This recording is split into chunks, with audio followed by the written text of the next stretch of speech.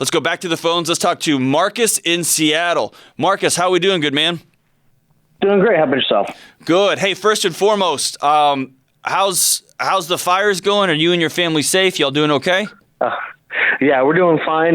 We got some rain last night, and it looks like it cleared up the smoke a little bit. Oh, that's fantastic. What a blessing. Well, Marcus, how can I help, good man? So, I have a question. How do I break the family cycle of behavior? How do I convince my daughters to get counseling when they do not want to talk to a counselor? My daughters are 10 and 12.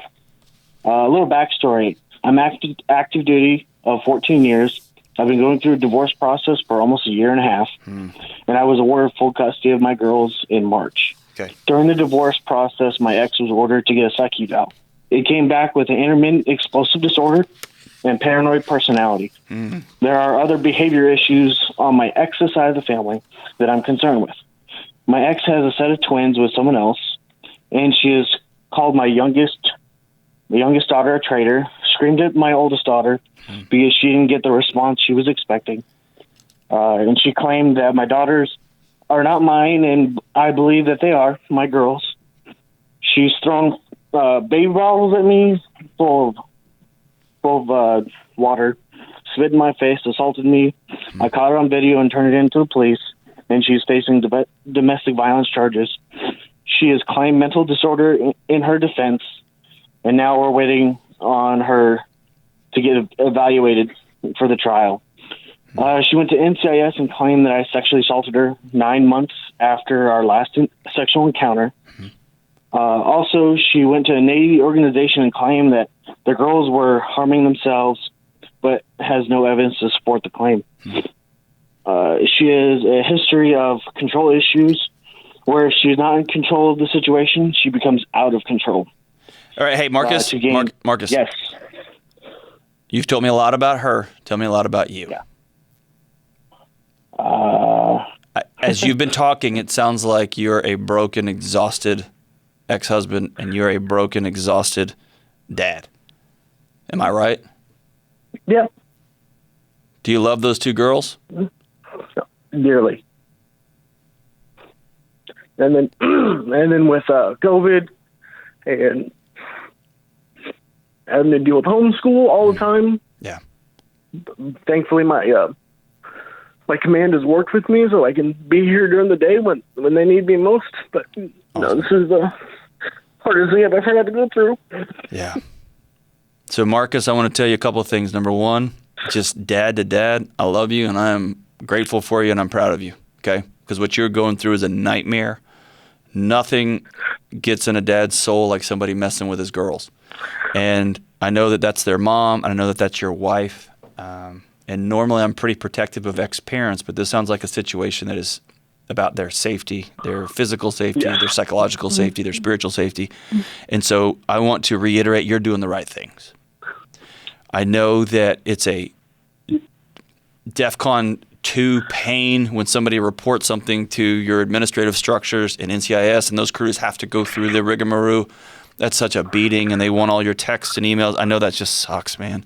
And so just the exhaustion of it, I want to hear you and say, this sucks, and I'm sorry.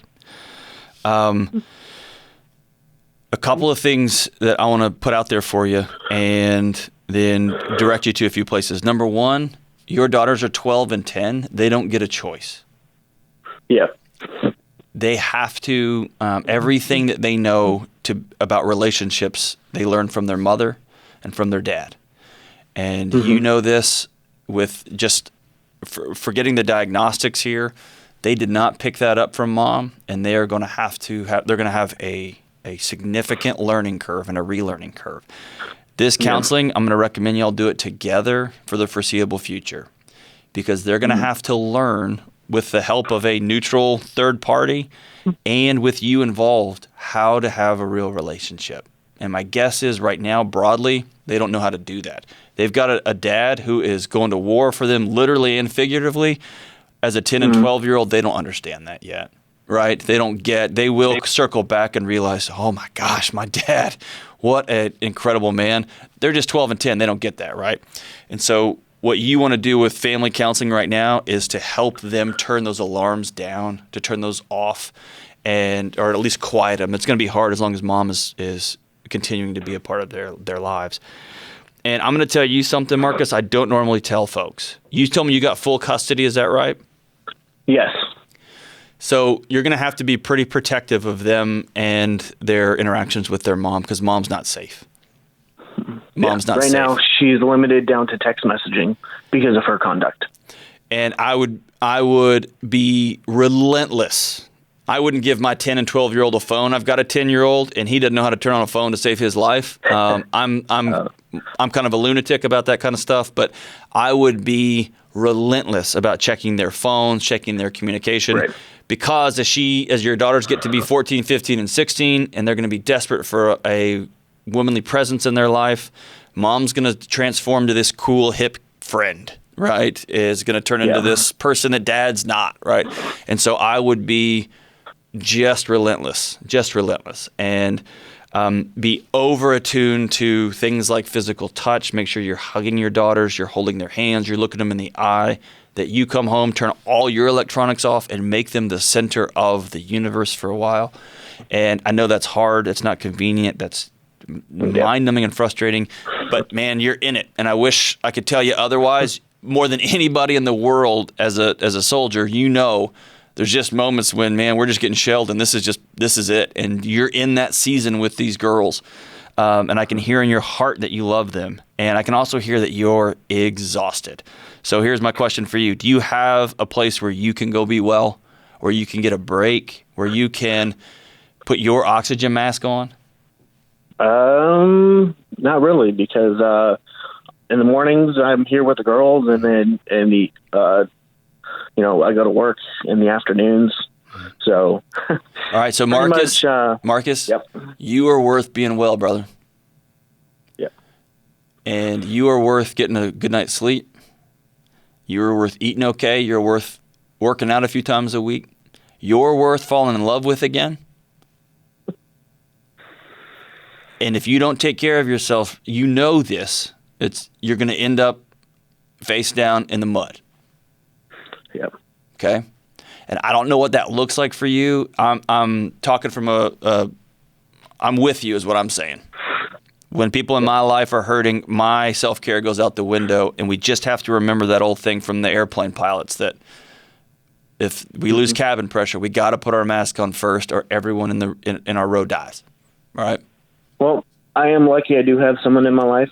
Okay. So that I have found. So good. She has been a lifeline. Good. So when it comes to talking to your daughters, you're going to have to walk a balance, and I'm going to recommend you don't badmouth mom. You don't talk bad about her being crazy or she's this, that. I would let your daughters know that mommy's sick. Mommy's sick, and she's not doing well. And daddy loves them more than life itself. Daddy loves them more than they will ever understand, and the older they get, the more fun stuff y'all do, the more connected y'all do. Maybe y'all keep a letter writing journal where it's a spiral notebook you have with each daughter, and her job is to write you a note every day, and when they go to bed, you'll read it and respond to it. Or you'll wake up early in the morning. Don't read those at nighttime because sometimes they'll be pretty dark. But wake up in the morning and respond to them and let them know that you love them, but it's going to give them something tangible they can hold on to. And make sure you are taking care of yourself. But going back to your original question, 12-year-olds, 10-year-olds, they don't get a vote on whether they want to go to counseling or not. Especially in this situation, they will go. You will all go. This is something that y'all are going to be in for the long haul, and I'm not a fan of going to counseling forever. This is something you're going to have to invest in because your daughters are going to have to relearn. And I say relearn when we think about knowledge, right? We think about our frontal lobes. I'm not talking about that right now. I'm talking about our amygdalas. They're going to have to learn. Their bodies are going to have to learn how to relax, how to breathe, and how to be in a relationship with other people. And they're probably going to struggle with this for a while. Thank God they've got a dad who loves them more than life itself. Thank you for your service to our country. Equally as important, if not more, thank you for being a dad who gives a crap, Marcus. There's too many parents who don't care, who write their kids off. God bless you, man, for being in the fight for your daughters. What a gift. What a saint, brother. Thank you so much for your call, and we'll be thinking and praying of you. I want you to give me a call back, Marcus. I want you to give this 4 or 5 months. I want you to give me a call back. Let me know how things are going. Let me know how counseling's going. Let me know how your intentional connection with your daughters, eye contact, daily journals together, prayer time together, working out together, whatever that looks like. I want you to know. I want you to call me back and let me know how things are going. I'll be thinking about you.